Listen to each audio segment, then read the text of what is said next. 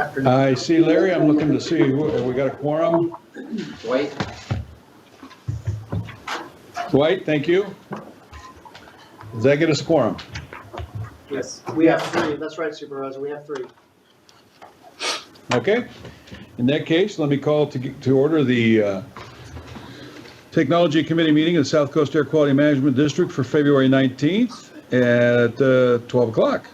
And let's move right into the agenda, and we'll have a presentation from, I think, Connie Day on the item number 1, the adopt a resolution recognizing funds and accepting terms and conditions fiscal year 2015-16. Carl Moyer. Good afternoon, Supervisor. Can you put my slides up, Tim?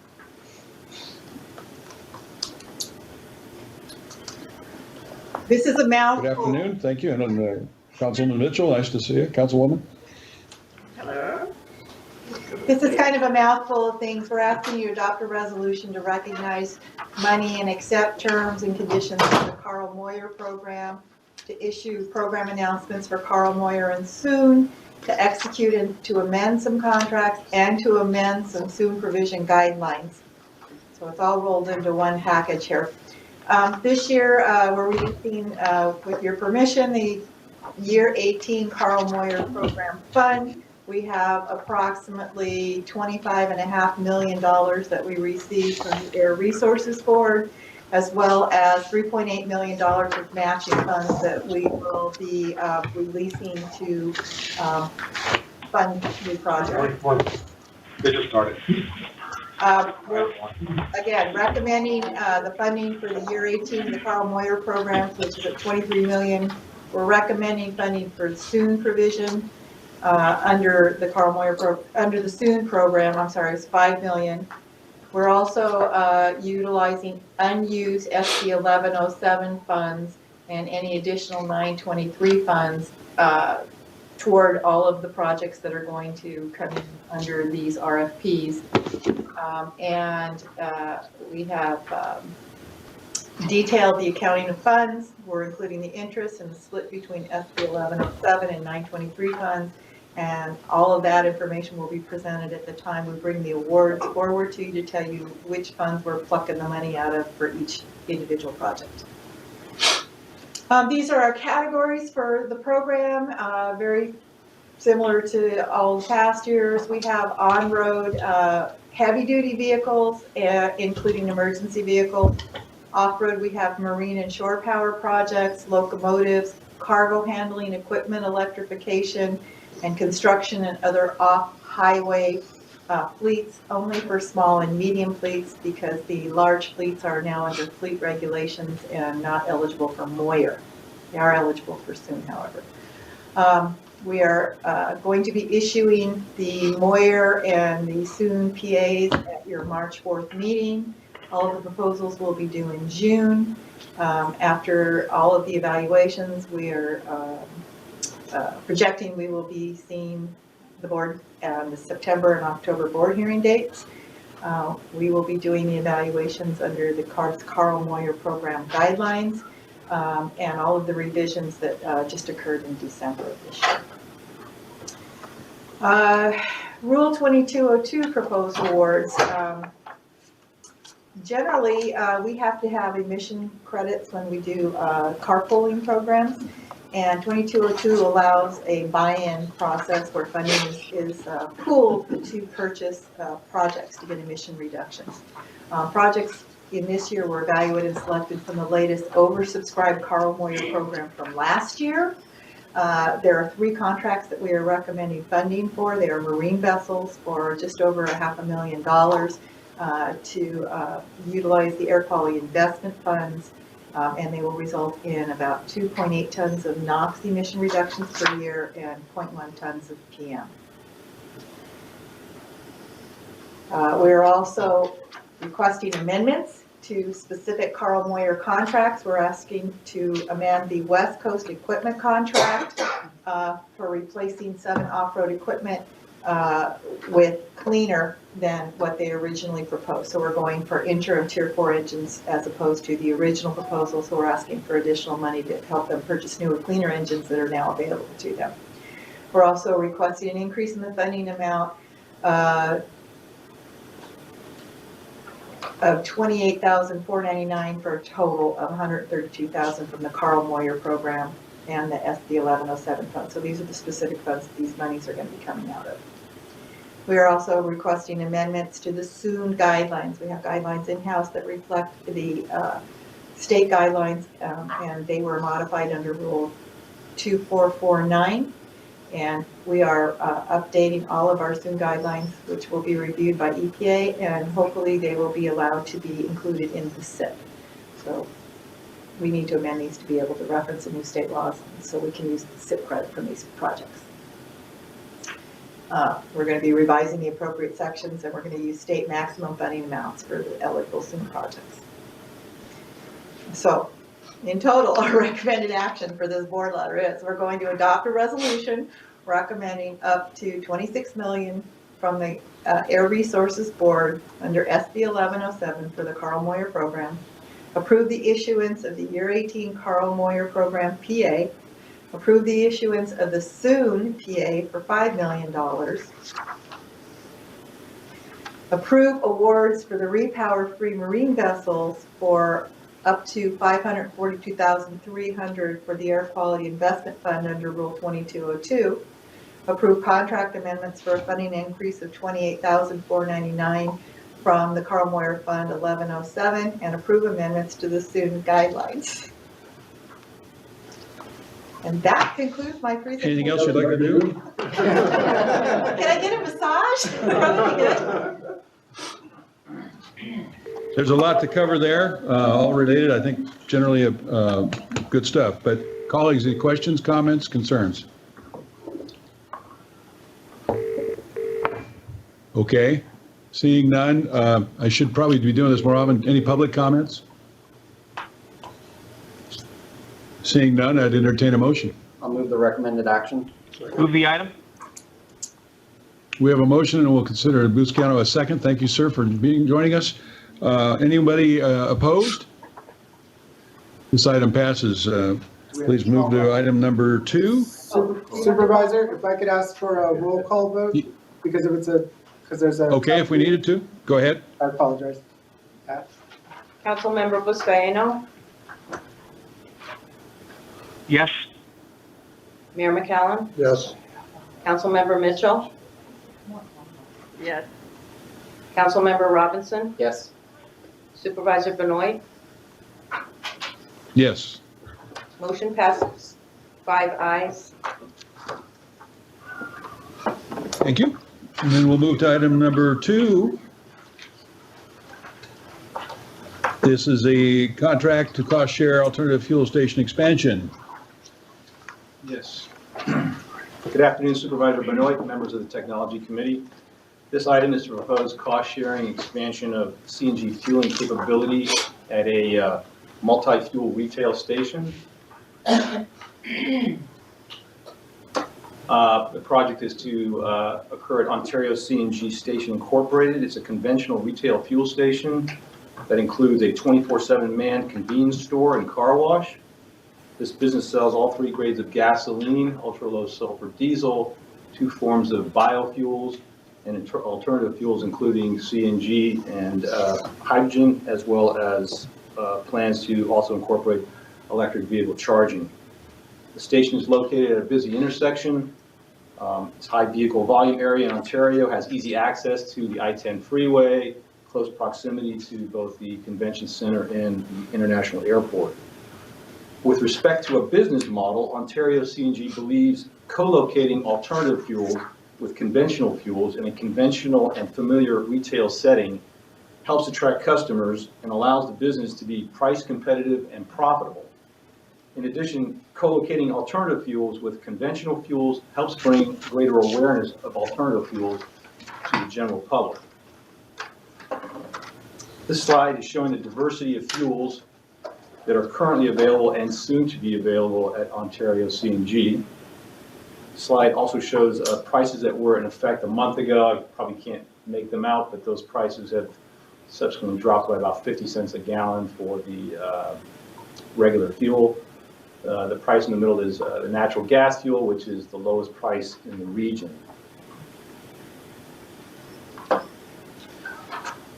These are photos taken of the station showing the two main refueling areas. On the left is the canopy that covers both the conventional fuels and the biofuels. On the right is the canopy covering two islands that are providing alternative fuels, both CNG and hydrogen.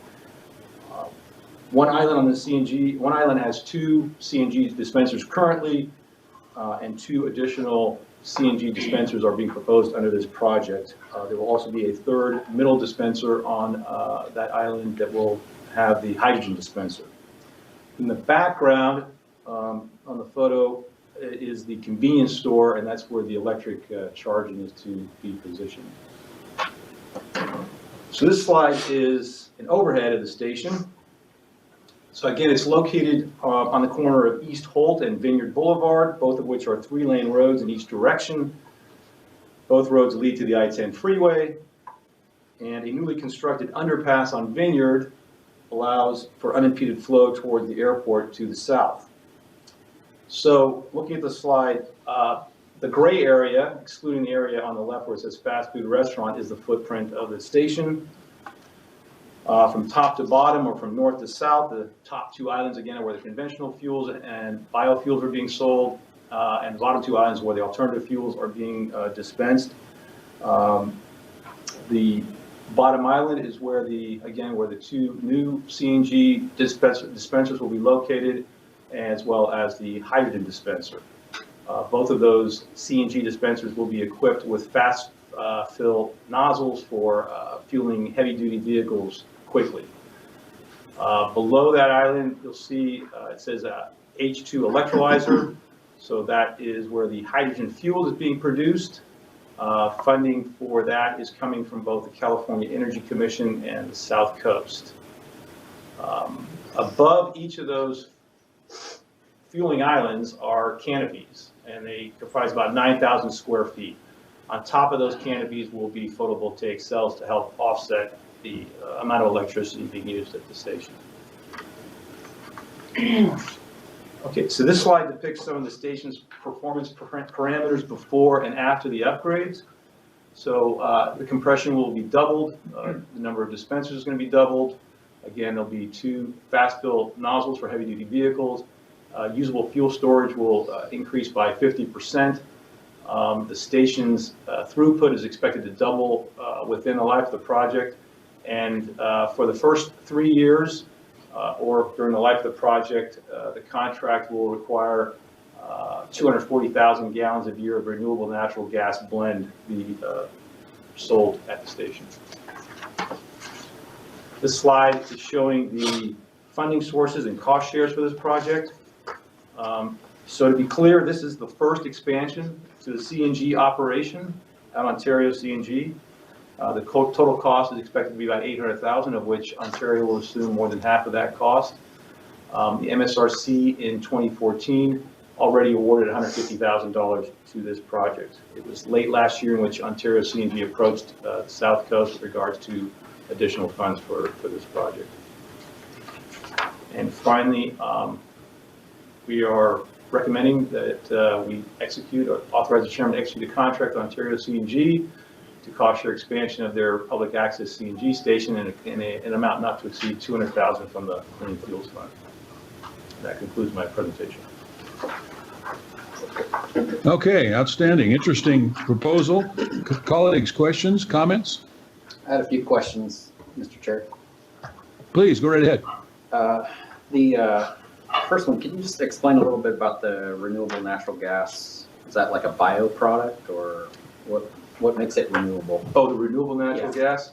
Right, so these are fuels that are being produced at landfills through anaerobic digester waste. There's a number of various projects throughout the country in which the entity can secure the production and sale of those. So it's an accounting, actually, of renewable natural gas production in various areas. Is there enough of that being produced right now? I know there are requirements, 240,000 GGEs. Some of the ones I've been to were very small production, so I'm just wondering if it... So it is an accounting situation, but... Councilmember Henry Hugo, staff. The there is a larger production. In fact, the largest provider of fuel, Clean Energy, has indicated that all their fuel is renewable based on the supply in the Midwest. And as you know, there's CR&R at their Paris stations producing renewable natural gas from waste. And so is Vertec at the Inland Empire Municipal Waste District, Water District. They're producing it also. Yeah, I wasn't sure what the volume was they were producing. I visited a waste management facility about 4 years ago. That was minimal at best. The one in Altamont? Yeah, I think so. Okay. Yeah, I don't recall exactly where. So, okay. Regarding the fuel storage, they're currently at 245 moving to 355. Is that thousands of gallons, or I was trying to figure out what that was. Okay, this is in terms of gallons, and the way I had it depicted is in terms of usable gallons. Okay. So, because they are going to be working probably from more of a cascade type of a system, they wanted to really know in terms of how many usable gallons of fuel that can be dispensed from the system. So, yeah, it is a significant amount for a CNG station. Okay. All right. You mentioned that their pricing is the lowest in the area. With the ones that are also in the area, I mean, have they received funding as well? When I look at, I think this was like, they have to have it in place for 3 years. Is that right? Like a minimum of 3 years? Correct. So I look at, multiply their average per month, which was like 50 to 70,000 gallon equivalents. They're going to do about 2.5 million over the 3 years if I take the higher end of that. And then I look at the 200,000 and I'm saying, well, they're basically getting, an 8 cent per gallon grant from us. So if they're the lowest in the area, then, the grant might be one of the reasons. So I was just wondering, based on a competition perspective, have some of the others in the area also received grants, or they have? And there's a clean energy station at the east end of the airport, on Airport Drive. Was built a couple of years ago. They received grants from the MSRC. Okay. And so typically their pricing is a little bit higher. Yeah, I understand that part. I'm just looking at basically we're helping subsidize to a certain extent that lower price. So I just want to make sure that from a competition standpoint that, we looked at all comers basically. So, because I also noticed later on in our report that they got a grant for their hydrogen part as well, right? This particular station. So, so it was just something that popped in my head here. So I think that's all the questions that I had. So I just wanted to clarify that. Appreciate it. Okay, Councilman Buscaino, did you have a question? No, okay. Anybody else? No.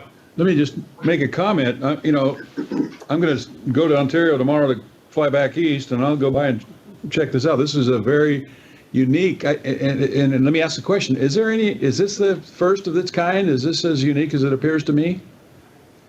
We believe so, Supervisor. There is a Pearson Ford station down in San Diego that had, I think it was ethanol, natural gas, propane, but we don't know of one that has hydrogen, renewables, and then we'll also have fast EV charging. So this is probably one of the first that we've seen. Well, it's a very good step forward. When my son was driving the hydrogen vehicle, I mean, it's clear we're a long ways from making that comfortable for people. So the more of these kinds of things we see, the better that will be. So I appreciate the presentation. Any other questions? Any public comment? I see none, so I'd entertain a motion. Approval. I'll move the item. Second. We have a motion and a second. Do we need a roll call? I guess we do. Yes, please. Councilmember Buscaino, Aye. Mayor McCallum, Yes. Councilmember Mitchell, Yes. Councilmember Robinson, Yes. Supervisor Benoit. Yes. Motion passes 5-5. Thank you very much. Thank you, and that brings us to item number 3, and we'll go to that one. That is the established special revenue fund, and Brian Cho. Mr. Chairman, Yes. I need to recuse myself on item number 3. BYD Motors, Inc. contributed to my campaign within the last 12 months. Okay, thank you very much for doing that, and we'll excuse you thank for you. this. And we'll begin with the presentation. Okay, good afternoon, Supervisor and members of the committee. This item is to first recognize the grant award we have been selected to receive from CARB, and also to execute contracts with manufacturers to develop and demonstrate electric drayage trucks with zero emission operation capabilities. First, to provide a brief background on the solicitation. On June 23rd of last year, CARB released a solicitation for zero emission drayage truck projects.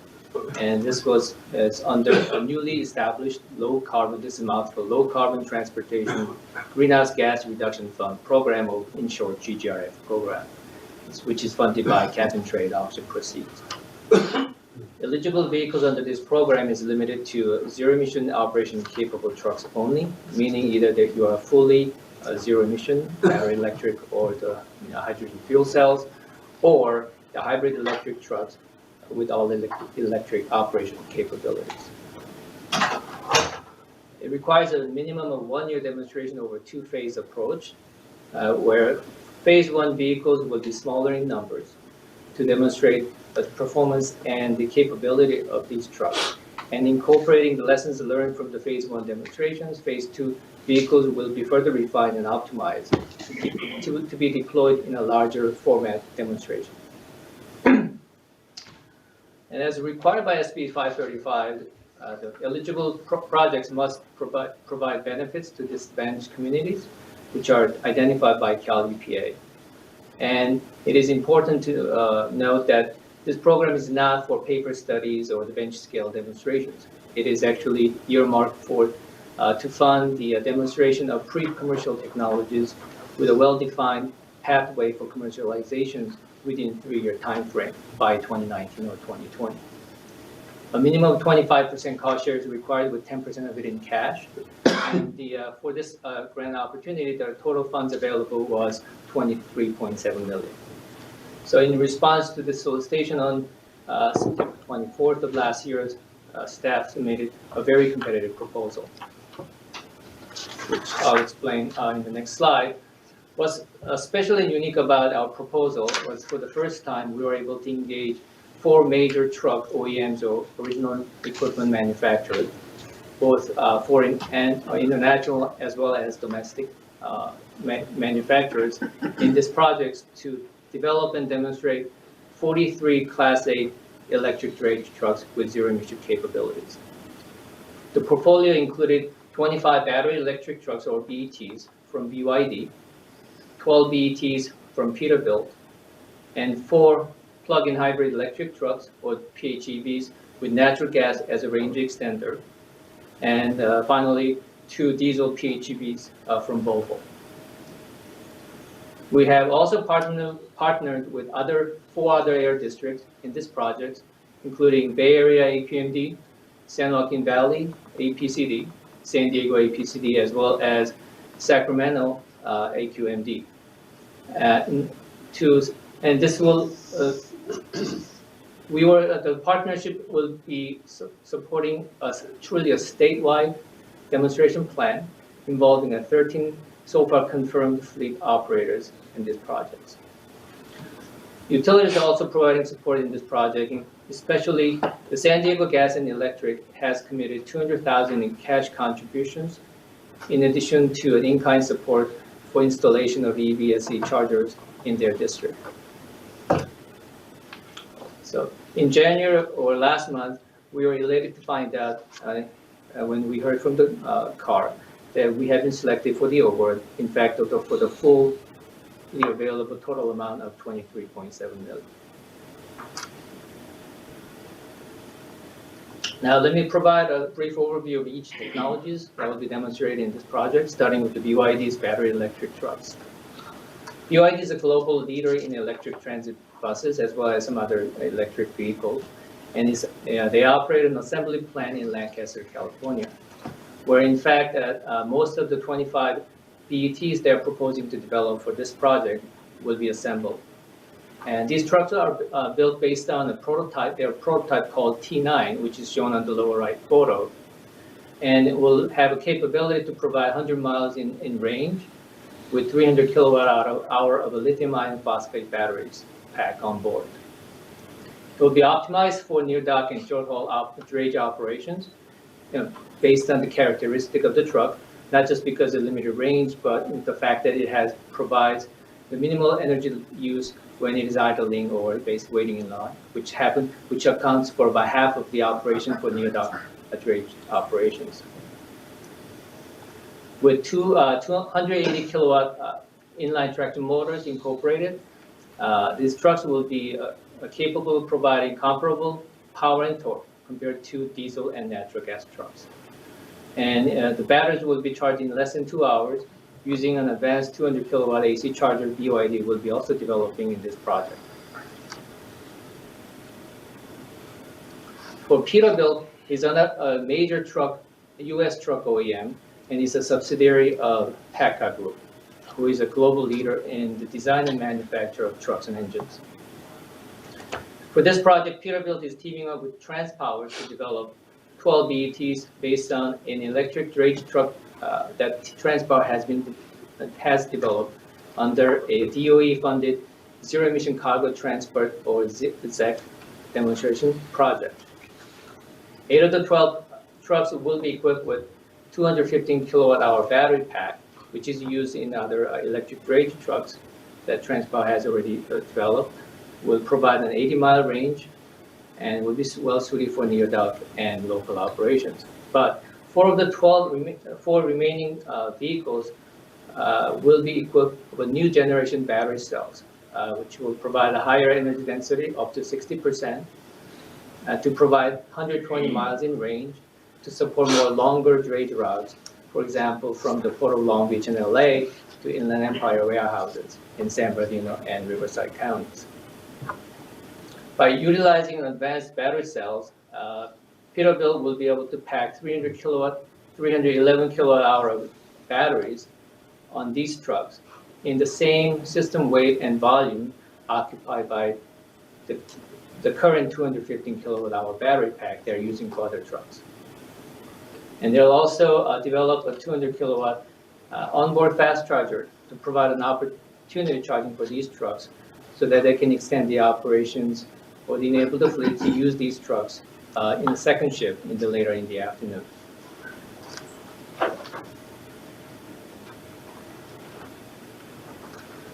Kenworth is another major truck OEM under PACCAR Group. Is partnering with BAE Systems to develop 4 PHEVs with natural gas range extenders. These trucks will be built based on a prototype that Kenworth is currently working on with funding support from DOE under ZEC 2 or second ZEC demonstration project that we're also funding. And these trucks will have a 250 miles in range using an 8.9-liter CNG generator. We'll also provide up to 50 miles in all-electric range to operate in zero-emission mode in disadvantaged communities, which is required by the program. Given the 250 miles in total range, these trucks are well suited to actually support the full spectrum of drayage operations, but for this project, we'll be deploying these trucks for longer drayage, regional drayage routes, such as from the ports to Bakersfield or Central Valley locations, or the Port of Oakland to Sacramento. Finally, Volvo is demonstrating 2 diesel PHEVs in this project, building on a DOE-funded project which was successfully completed last year. Using a prototype that was developed under the DOE project, Volvo will be focusing on improving the efficiency and emission characteristics in this project, such as optimizing driveline controls or improving on the aerodynamics and weight reductions, as well as incorporating innovative engine calibration after treatment technologies. Volvo will also partner with LA Metro and UC Riverside in this project to integrate ITS solutions or intelligent transportation systems solutions to improve the fuel efficiency, and such as freight signal priority, which is basically synchronizing the signal lights to give priority to freight trucks, This will help to reduce the idling and acceleration and deceleration from each time the trucks have to stop, as well as the eco-driving application to be developed by UC Riverside to provide the drivers the optimal travel speed based on the traffic and road conditions. Finally, utilizing their own geofencing interface program, Volvo will create a zero-emission zones around the port where these trucks will operate in all-electric mode. This table shows the project partner, who are the project partners and how much each project partner is providing to support program. In addition to 23.7 million grants from CARB, OEMs collectively are providing about approximately 6 million in-kind cost share. And the South Coast SCAQMD, along with other air districts, are collectively providing 10.4 million in cash cost share, where with the board's approvals, the district will be covering 6 of the $10.4 million, which is roughly 15% of the total project cost of $40 million.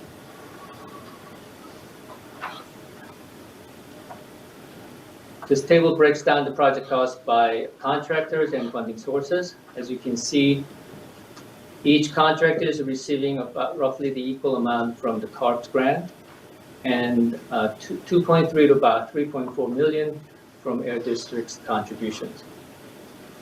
Staff is budgeting about $970,000 to cover the admin costs to implement this project.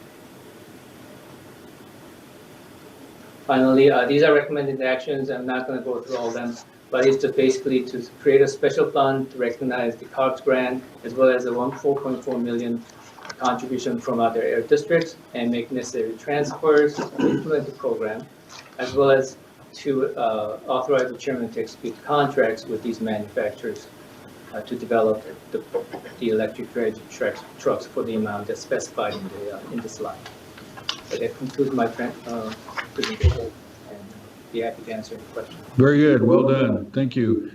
Colleagues, questions, comments? I've got one, Mr. Chair. Please. Just was wondering what the rationale was for the grant distribution here, the dollar distribution with BYD with 25 trucks versus, Volvo with 2, and so maybe you could just explain that a little bit.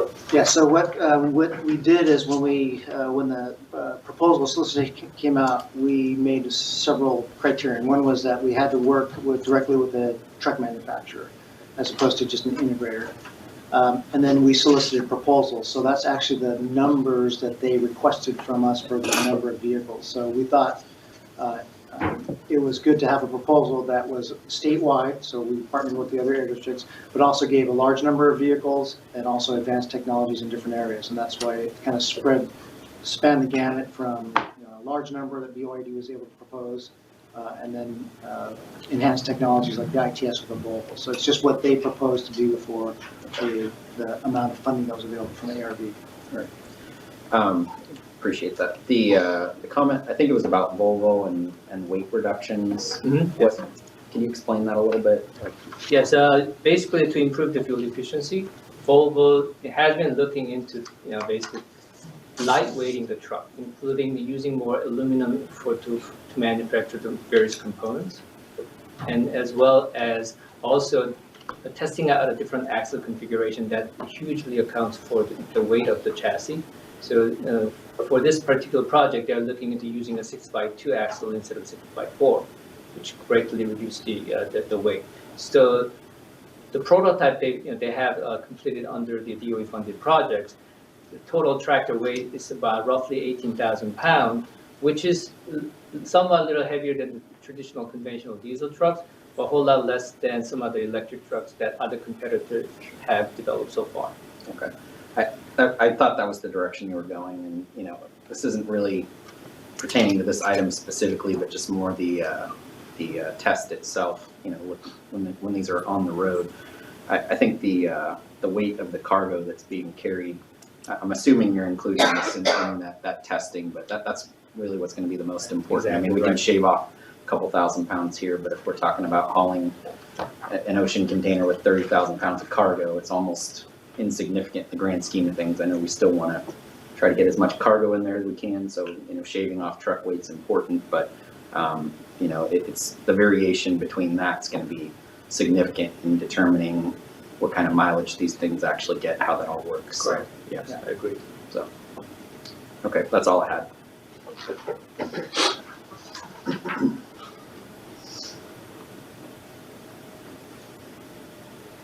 Good, thank you. Great, thank you.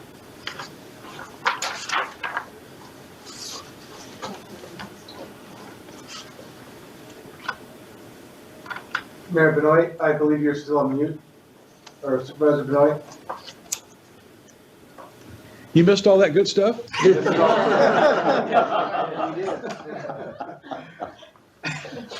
Thank you. I appreciate the comments. And weight-wise, I suspect that most of these will go out at close to 80,000 pounds.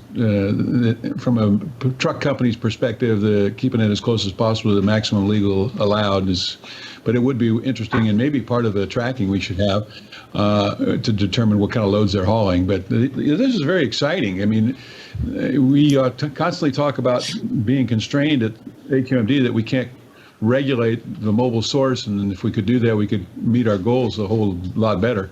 But if we can incentivize people with these kinds of vehicles, that's going to be a huge, huge, huge plus. I do have a question on this project. How does the vehicle end up in the hands of a company, private company that's doing business and driving on our roads? Are they paying a portion of the cost, or are we supplying these? I'm not necessarily opposed to that, but are we supplying these at no cost? How's that work?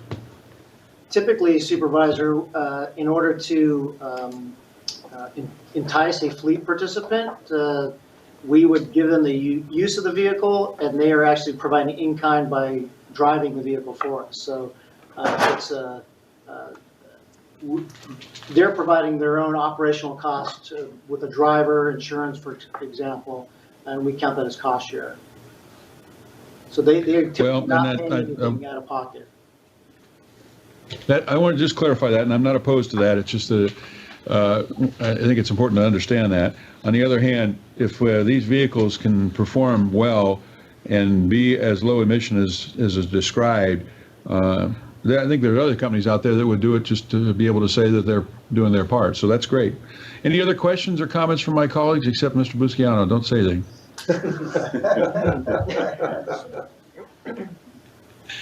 All right, then let's have a motion, please. I'd like to make a comment. Okay, please. And that is that I want to congratulate Matt and our staff on putting together this proposal, which was highly collaborative with various OEMs, with the other air districts.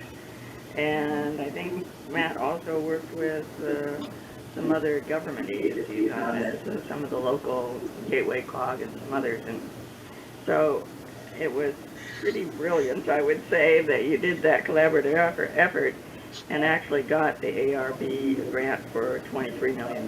So congratulations on putting this together.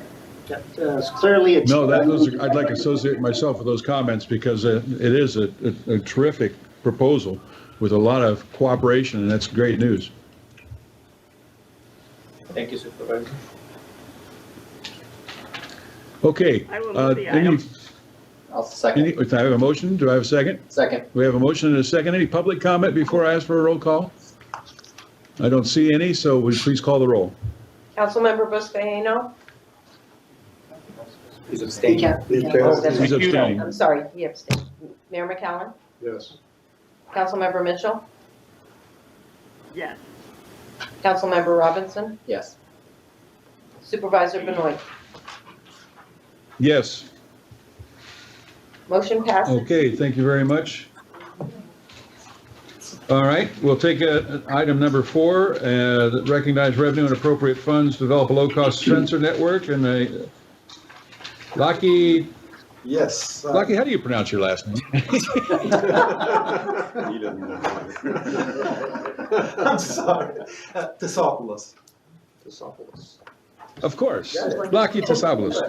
Good Irish hit. Good afternoon, I guess, Supervisor and members of the committee. So indeed, this project is to recognize revenue and appropriate to run a demonstration project.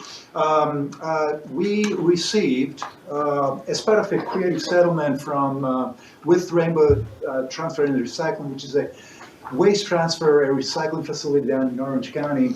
They got quite a few complaints, odor and dust complaints. They move a lot of earth. They have a lot of earth moving activities as part of their business.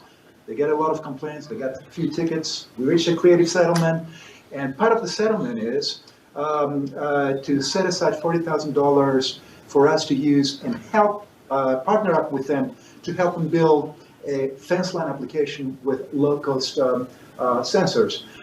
I don't know, you're relatively new, both Mr. Robinson and Mr. McCollum, to the board. I don't know whether you are familiar with the low-cost sensors.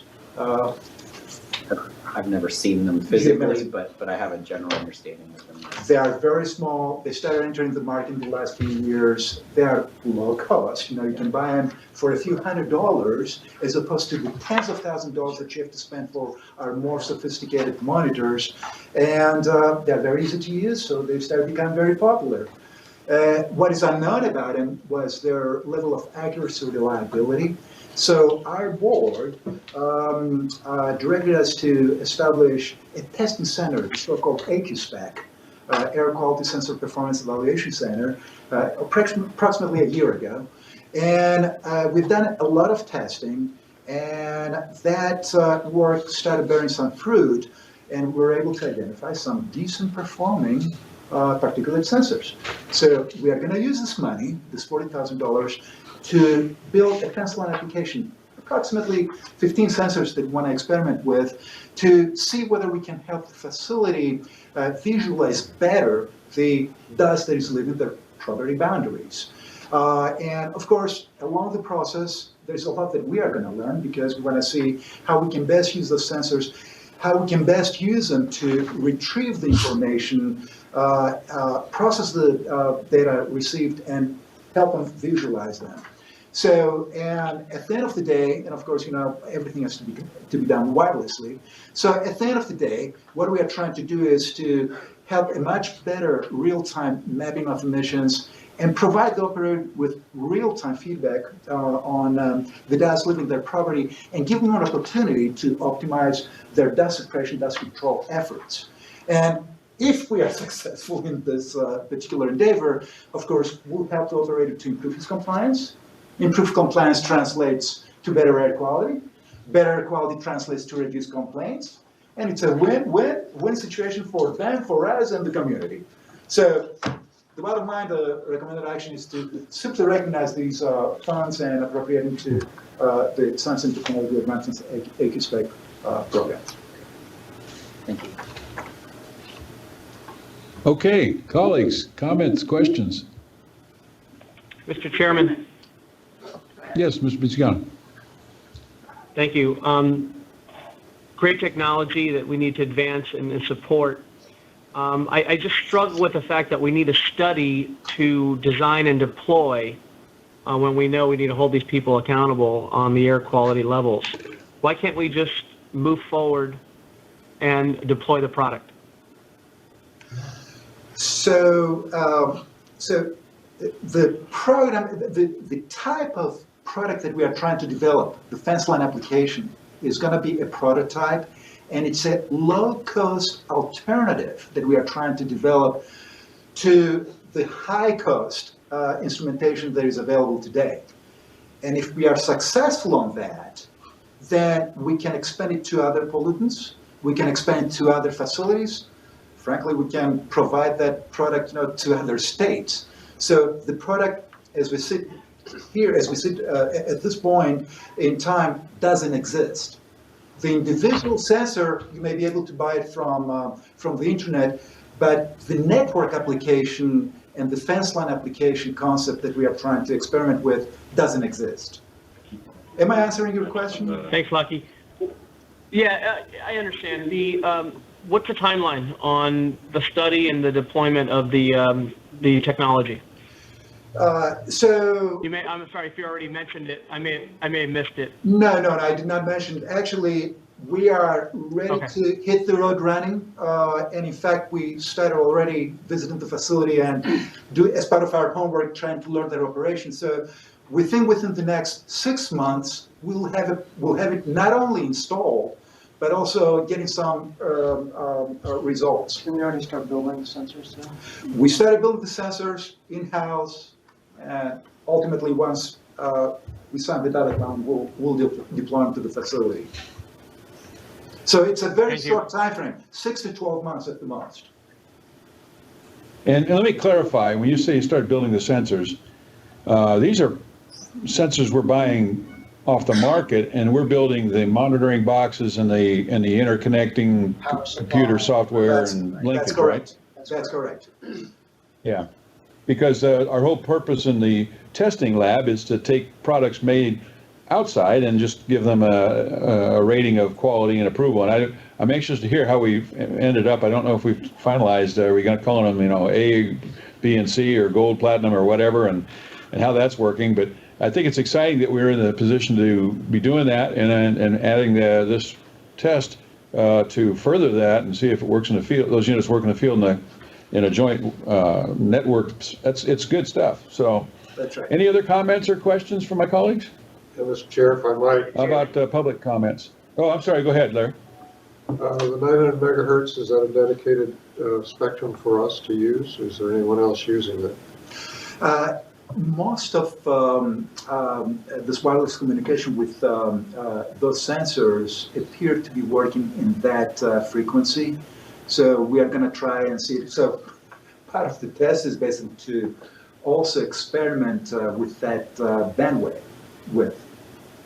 Okay, good. You're not aware of anybody else in the area using 900 megahertz? We won't know until we deploy, but we don't Yeah. know so. That's a good question. Is that a wireless like I have in my home for internet connectivity, or is it a special radio setup? Very similar to the one probably that you have at home. It's a wireless, so it'll be password encoded and so forth. Yes. Okay. Any other questions? Just a comment, Yeah, Mr. and- Chairman. Go ahead. I noticed that Rainbow Recycling had notices of violation and fairly large fines in the last report. And so I understand also from the report that these monitors are going to be used at that plant, at the Rainbow Recycling plant. Is that right?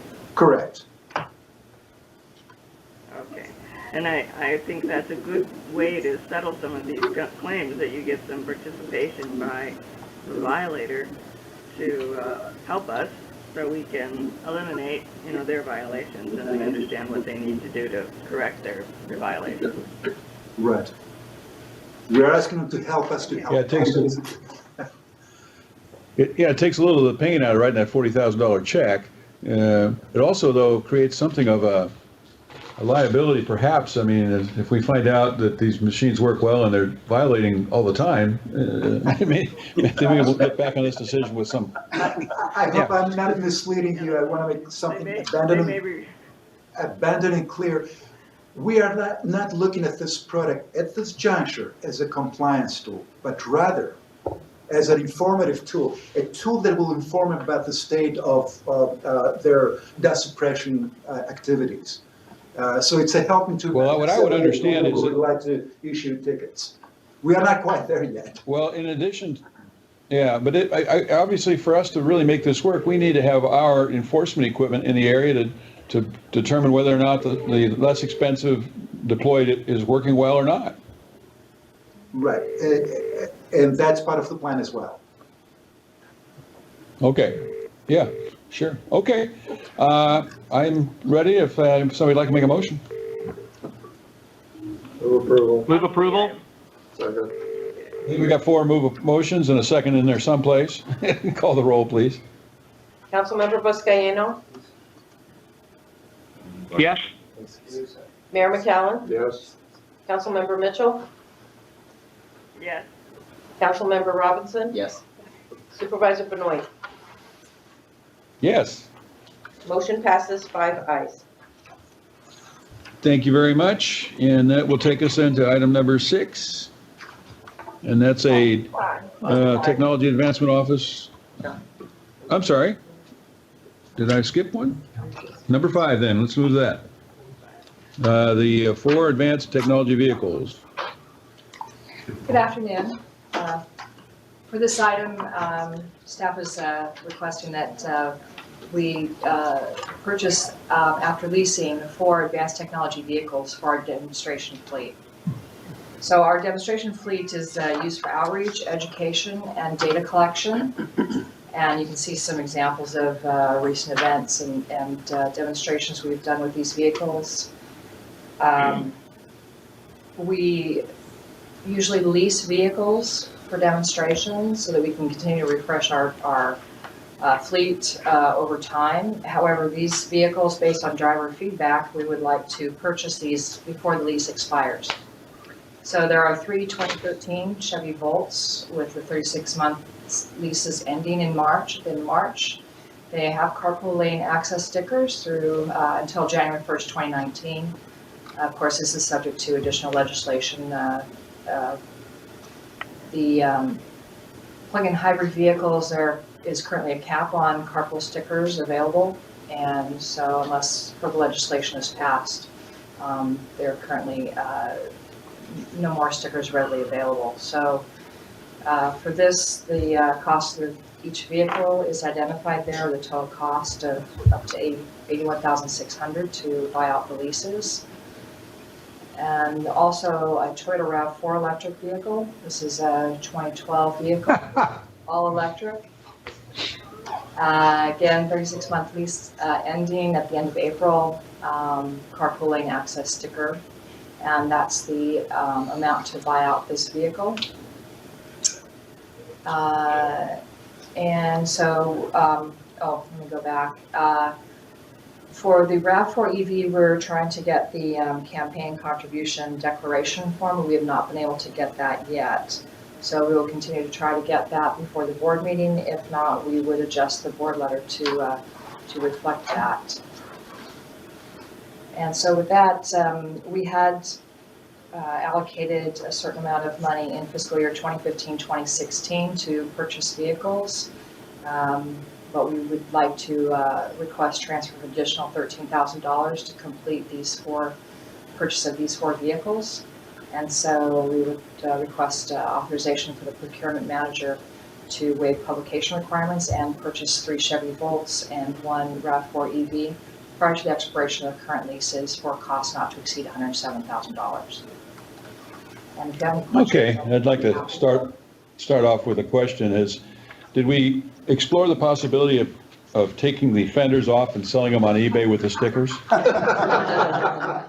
Legal advises not to do that. Okay, all right, got it. Any other questions, colleagues? I'll move approval. Second. We have a motion. Did I hear a second? Yep. Okay, please, public comments. I don't see anybody there. Please call the roll. Councilmember Buscaino, Aye. Mayor McCallum, Yes. Councilmember Mitchell, Yes. Councilmember Robinson, Yes. Supervisor Benoit. Yes. Motion The item passes passed. 5 Thank you very much. And we'll move then to item number 6 now. Approve and adopt Technology Advancement Office Cleaner Fuels Program Annual Report. Good afternoon, Supervisor Benoit and the rest of the Technology Committee. This is Naveen Berry, and I'll give, in the interest of time, or rather a quick overview of our annual Clean Fuels Program 2015 Annual Report and 2016 Plan Update. As most of you are probably aware, this is the program was created based on a health and safety code or a statute, and there are certain requirements for us to go ahead and do these annual updates. And we previously updated the Technology Committee in October of last year on the proposed 2016 plan fund allocations, and now are also prepared to present the 2015 annual report, as well as the final 2016 plan update that's taken into account comments from the governing board, as well as the public and many others, including our advisory committee. And again, the goal is to get the report to the legislator by the end of March. As I indicated, we had meetings in September of last year, as well as January of 2016 with our advisory groups. And there are two such groups, the Clean Fuels Advisory Group and the Technology Advancement Advisory Group. And we convene these typically in the summer and the winter. And we just had our winter meeting about 2 or 3 weeks ago with our advisory group. So a lot of the feedback I'll give today includes their comments on both items. Just to kind of cover the core technology areas that the Clean Fuels program covers. And again, it's electric hybrid technologies and infrastructure, hydrogen and fuel cell technologies and the associated hydrogen infrastructure. Engine systems that would include the ultra-low natural gas engines that we've already kind of touched on today. Fueling infrastructure and deployment that we also touched on today, as well as many of the fuels and in-use emission studies. And the program also gets involved with stationary fuel cell or power generation, emission control technologies, health impacts, and then other types of outreach activities, including conferences. Just wanted to recognize that the program in 2015 received about a little more than $8.5 million from state and federal entities to cost share a lot of our projects. And I'm not going to go into all of them, but they cover photovoltaic systems, replacement of older light duty vehicles, as well as development of low NOx engine technologies. In 2015, we staff actually executed 78 new contracts with a total dollar value of about $47 million. About a quarter of that came from the Clean Fuels Fund, and the remainder came in cash or in kind from OEMs and many other entities. The program completed about 40 research, development, demonstration, and deployment projects, as well as 7 additional technology advancement and transfer projects. This particular slide breaks down the $47 million in total project cost, with about $10.7 million from the Clean Fuels Fund. Just to kind of highlight, about $4 million was for electric and hybrid electric technologies, another $3 million for charging infrastructure, and then also $4 million were allocated for hydrogen vehicles and infrastructure. And some of those are not reflected in here because we're still in the contract process and will be reflected in next year's report. This chart simply illustrates the amount of leveraging that we do for our projects, and I won't get into a lot of detail other than, you know, the leveraging varies in the different areas. If you look at the leftmost portion, we're looking at a significantly greater than 1-to-4 ratio for electric and hybrid vehicles, whereas if you were to look at the alternative fuel infrastructure, we may be closer to a 1-to-1 ratio. But overall, we're at about a 1-to-4 ratio for leveraging outside funds. I'll highlight a couple of key projects that were completed, and you've kind of already heard a little bit of it in the earlier presentations, but hydrogen technologies and infrastructure continue to be a big part of our process. And for light duty vehicles, we don't really provide a lot of funding for the vehicles, since OEMs are already introducing the Toyota Mirai, the Hyundai Tucson. Honda has plans to introduce some vehicles, and all the other manufacturers have already made announcements. So we really use the Clean Fuels Fund to help establish the hydrogen infrastructure, the retail stations. And as of yesterday, there were 7 retail stations that are open. That's a dramatic increase actually from December of last year as well. And we're continuing to have that increase in the number of retail stations that are available. In 2015, again, working with the California Energy Commission and the governor's office, we managed to develop a lot of these, and a lot of these are under construction and will be opening soon, we hope. 3 of the contracts that were signed last year, however, are for the renewable stations. 1 in Riverside, 1 in Chino, and then 1 in Ontario that you heard about earlier. And these are all using electrolyzers. with photovoltaic systems to help on the renewable aspect of it. Again, leveraging DOE funds on Class 8 trucks. Staff also work with various integrators on heavy-duty electric or plug-in hybrid drayage trucks. Several of those are already in demonstration service and are operating quite well. I'm pleased to inform the group. As I mentioned earlier, for fuel cell light-duty vehicles, the Clean Fuels Fund focuses on enabling larger deployment of electric light-duty vehicles as well, not through providing money to the large OEMs, but really through helping install additional electric charging infrastructure. And we have had programs last year that work on level 2 chargers at different workplace settings, as well as level 3 or DC fast chargers in different public, high-profile public locations.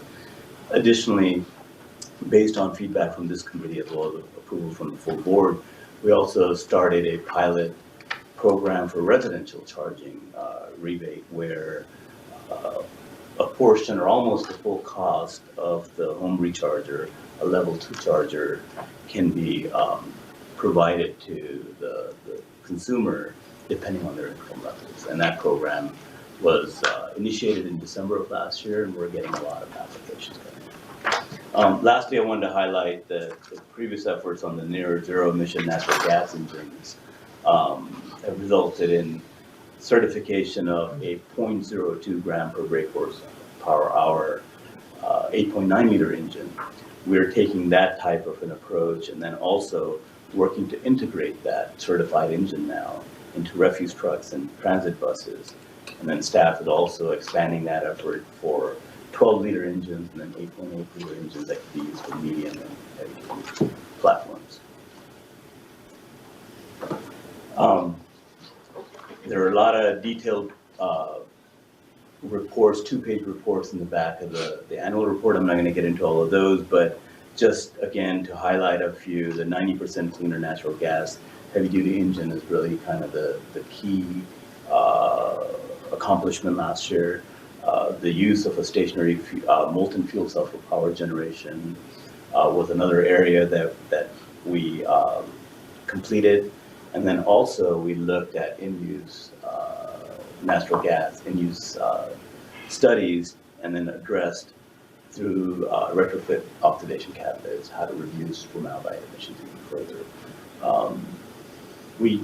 Brian described our Volvo diesel truck, so I'm not going to get into too much detail other than we used a DOE fund to leverage that, and now based on our experience with that particular truck, we applied for the greenhouse gas reduction funds and are expanding that effort as well.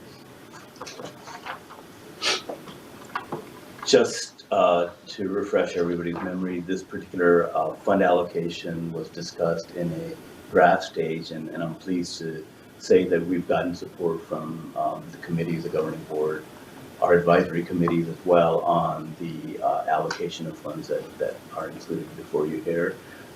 Again, majority of it is going on the electric, hybrid technologies and infrastructure and hydrogen, because that technology still needs some research development and demonstration work, and especially smaller scale deployment work, and our funding is allocated towards those areas. This particular chart just basically shows approximately $16.5 million in funds that we could make available through the plan update. And I just wanted to again highlight that the major shift between 2015 and 2016 is in the electric and hybrid area, where we're trying to take advantage of funds available under the greenhouse gas reduction funds. And the drayage truck project that was presented to you earlier was just an example of that. I did want to take a couple of minutes to go over this particular chart. Last year, the governing board and the advisory groups recommended that staff develop a ranking system for identifying specific projects under these core technologies. But the direction was to develop something really simple, like a consumer reports type of a ranking system. So the chart on the right is simply just an illustration to say that this is what it could look like. But I just wanted to highlight some of the key areas that staff is proposing, and after concurrence from the technology committee, we will go back to our advisory committee and share some of these details. But really the key area is in the environmental health, where criteria pollutant emission reduction potential would be given the greatest weight from the South Coast perspective. But we're also incorporating in the greenhouse gas and petroleum reduction goals of the state, as well as health benefits. And really what we're mentioning there is a reduction in criteria, or excuse me, in particulate matter emissions that may occur as a result of diesel fuel combustion for the most part. We're also looking into including in for ranking on technology maturity and compatibility, which would include the various duty cycles that operator may need, the technology readiness in terms of a TRL type of a review, how ready that technology is for full implementation, how much of the cost of the infrastructure would play a role, as well as placement for infrastructure, and then of course, how much incentive may be available to offset that incremental cost for larger scale deployments. So we'll be looking at those parameters as well. Just to give you an example, for the fuel cell and battery electric Class 8 trucks, we recognize that there will be significant criteria pollutant emission benefits, significant greenhouse gas and petroleum reduction benefits, but that technology is not nearly as mature as battery electric for light duty and fuel cell technology for light duty. So it's an area where we need to study. We need to make sure that fleets have good experiences with it, that infrastructure can be placed in those fleets, and that may be a longer cycle in terms of larger scale deployments. And the real big issue that I like to highlight there is really the amount of incentive money that would be needed to offset that incremental cost for our local operators. So that's an area, this one highlighted an example, but really the proposed ranking system just is a very early snapshot of what staff is considering, and with your concurrence, we'll go to the advisory groups as well and get their expert feedback. Just an overview, we've vetted through our draft plan as well as our annual report through the technology committee, the advisory group meetings.